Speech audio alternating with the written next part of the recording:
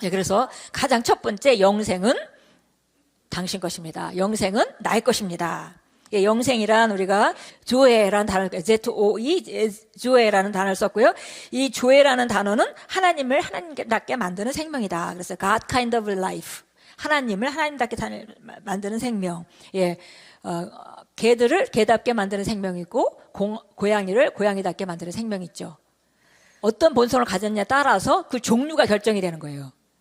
근데 우리가 예전에는 죄의 본성을 가진 사람, 인간으로 태어났었잖아요. 근데 이제 하나님의 본성을 우리 안에 집어넣어준 하나님의 자녀. 우리가 육신을 입고 있지만 하나님의 본성이 우리 심령 안에 우리가 주어졌다는 것이죠.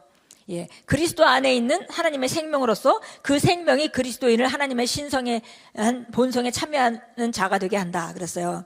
그래서 본성을 참여할 수 있는 본질이 바로 우리가 그 영생이라는 생명을 갖고 있기 때문입니다.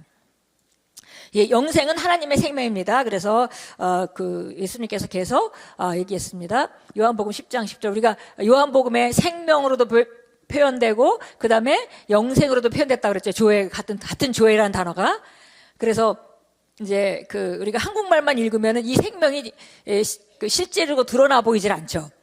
왜냐면 어떤 때 생명, 어떤 때 영생, 그러면 우리는 영생은 또 이렇게 길이로만 자꾸 생각을 하고, 이렇게 하면 우리가 그 영생을 영생답게 우리가 받아들이지 못하는 것입니다. 그래서 예수님이 요한복음 10장 10절에 도둑이 오는 것은 도둑질하고 죽이고 멸망시키는 거지만 내가 온 것은 양으로 생명을 얻게 하고 영생을 얻게 하고, 그 다음에 풍성하게 얻게 하려는 것이다. 이렇게 얘기했습니다. 그러니까 예수님이 나는 도둑들은 죽이고 멸망시키고 빼앗으러 오지만, 그렇지만 나는 너에게 영생을 주러 왔어. 왜냐면 영생을 줘야만 그 풍성한 삶을 살 수 있기 때문에.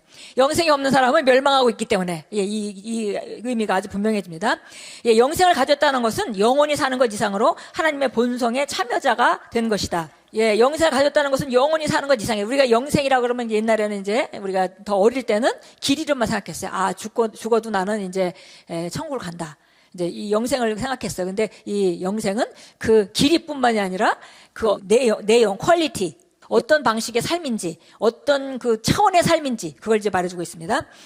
그래서 예수님이 오실 때까지는 이 땅 안에 전부 다 영생을 가진 사람 한 명도 없었던 거죠. 모두 다 죄의 본성으로 우리가 이제 그림을 그리는 그 까만 사람으로 전체를 다 살았던 것입니다.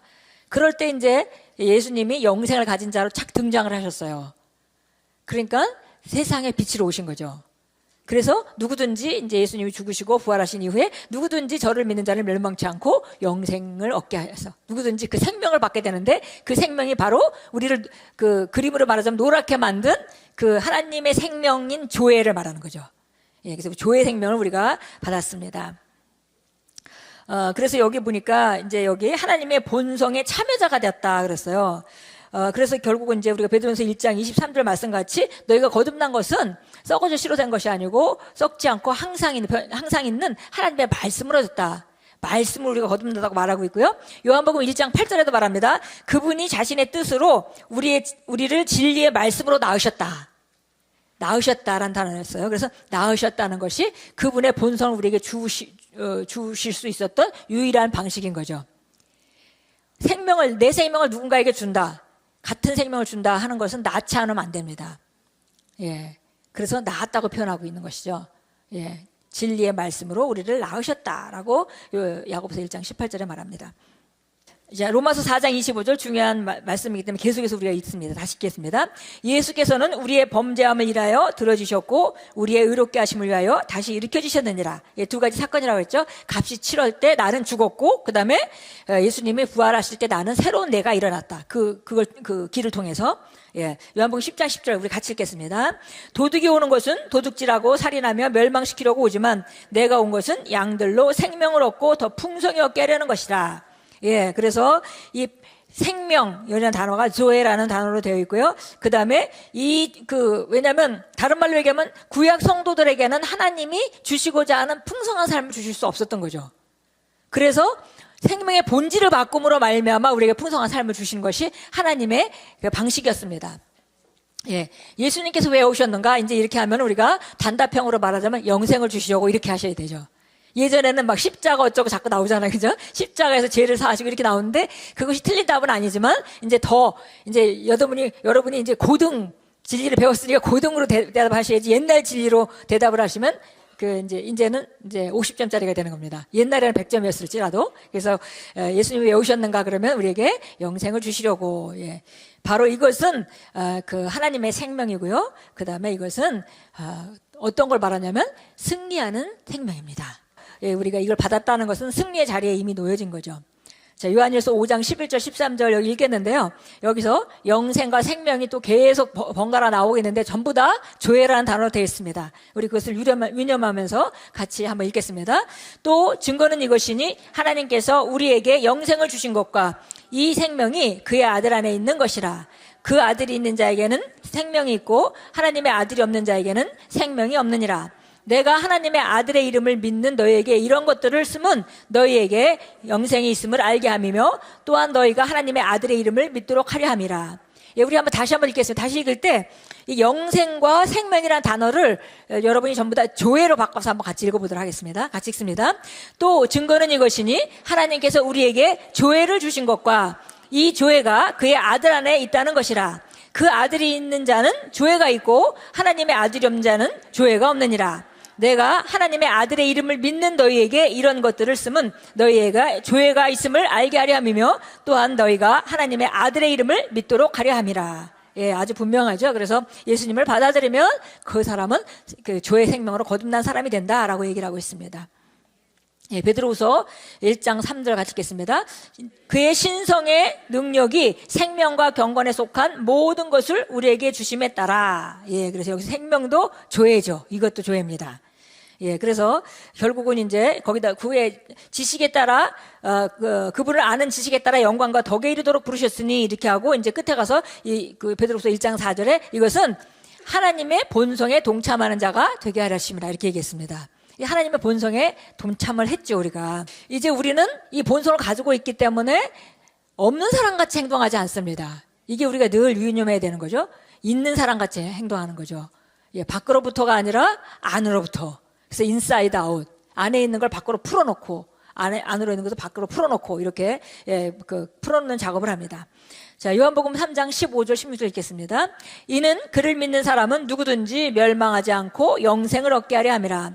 하나님께서 세상을 이처럼 사랑하셔서 그의 독생자를 주셨으니 이는 그를 믿는 사람은 누구든지 멸망하지 않고 영생을 얻게 하려 하심이라. 이거 다 조회입니다. 예, 조회로 다시 한번 읽어보겠습니다. 이는 그를 믿는 사람은 누구든지 멸망하지 않고 조회를 얻게 하려 함이라. 하나님께서 세상을 이처럼 사랑하셔서 그의 독생자를 주셨으니 이는 그를 믿는 사람은 누구든지 멸망하지 않고 죄를 얻게 하려 하심이라. 네, 요한복음 3장 36절 읽겠습니다. 아들을 믿는 자는 영생을 가졌고 그 아들을 믿지 않은 자는 생명을 보지 못하고 오히려 그 진로와 그 상리에 머물러 있느니라 하셨더라. 여기서 앞에 영생이 바로 조회입니다. 예. 자, 요한복음 10장 28절입니다. 내가 그들에게 영생을 주노니 그들은 영원히 멸망하지 않을 것이며 또 아무도 그들을 나의 손에서 빼앗지 못할 것이라. 그래서 이 영생은 조회를 주는데 이 조회인데 조회를 주면 영원히 멸망하지 않는다. 이 조회 생명의 본질에 대해서 얘기를 하고 있습니다. 예, 이 조회 생명은 영원히 멸망받지 않는 생명입니다. 그래서 아무도 그를 나의 손에서 빼앗지 못할 것이라. 요한복음 17장 2절입니다. 아버지께서 아들에게 모든 육체 위의 권세를 주신 것은 아들에게 주신 모든 사람에게 영생을 주게 하려 하심이라. 예, 그래서 여기서 영생도 조회죠. 예, 조회. 그래서 우리가 조회 그러면 이제 영생 그러면 그 과거의 길이를 생각하던 개념에서 벗어나서 그 퀄리티, 어떤 종류의 삶인지, 어떤 종류의 생명인지 그거를 이제 생각하는 것입니다. 예, 이 조회 생명이 활성화되죠. 우리 안에 있는데 이게 활성화된 상태가 있을 수도 있고 활성화되지 않은 상태가 있을 수도 있어요. 그래서 어떤 사람은 그리스도인이라면 전부 다 이 조회 생명을 받은 것인데 그것이 활성화되지 않은 상태에서는 자연적인 영역의 원리에 따라갈 수밖에 없습니다. 그래서 활성화하지 안 된 상태에서는 독사에 물리면 죽는 거예요. 그렇죠? 독이 너무 우리 육체에 들어오면 우리 육체가 상하기 때문에 죽는 것이죠. 근데 우리가 잘 알다시피 사도행전에 가면은 사도 바울이 멜리드 섬에서 독사에 물려서 안 죽는 그런 장면이 나오잖아요.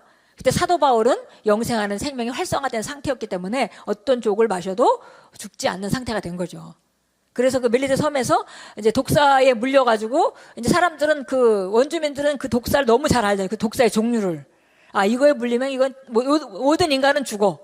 그런데 이제 그래서 죽을 때 기다리고 있는데 안 죽잖아요, 사도 바울이. 툭툭 털어버리고 그냥 아무렇지도 않았습니다. 그러니까 안 죽은 거 보니까 사람은 다 죽는데 안 죽은 거 보니까 신이잖아요. 그래서 그 사람들이 이제 신과 같이 대하는 그런 장면이 나옵니다.